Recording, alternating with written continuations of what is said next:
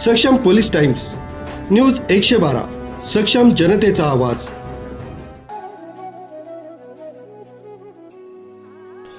भारताच्या 77व्या प्रजासत्ताक दिन परेडमध्ये भारतीय सेनेच्या आर्टिलरी स्कूल देवळाली इथं पथकाकडून एक भव्य शस्त्र सामग्री प्रदर्शन तसंच ड्रोन शो सादर करण्यात येतोय. यामध्ये भारतीय सेनेचे आधुनिक तंत्रज्ञान, प्रगत शस्त्र प्रणाली आणि आपत्ती व्यवस्थापन क्षमतेचं प्रदर्शन करण्यात आलंय. या प्रदर्शनात भारतीय सेनेच्या आर्टिलरी रेजिमेंटच्या साठ्यातील विविध तोफ प्रणालींचा समावेश असून त्यात विविध कॅलिबरचे लॉन्चर्स, फील्ड गन्स, मोर्टार्स आणि मीडियम गन्स यांचा समावेश आहे.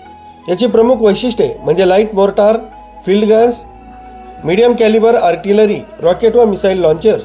प्रदर्शन स्थळी भेट देणाऱ्या नागरिकांना प्रत्येक शस्त्र प्रणालीबद्दल सविस्तर माहिती प्रदान करण्यात येत आहे. टेहळणी, निरीक्षण आणि लक्ष्य निश्चितीसाठी ड्रोन हे भारतीय सेनेचं अत्यंत महत्त्वाचं साधन बनलंय. या कार्यक्रमात 8 सर्वेलन्स ड्रोन समन्वयित हालचालींसह उड्डाण प्रदर्शन करत आहे. FPV ड्रोनचे गतिमान प्रात्यक्षिक सादर होत आहे.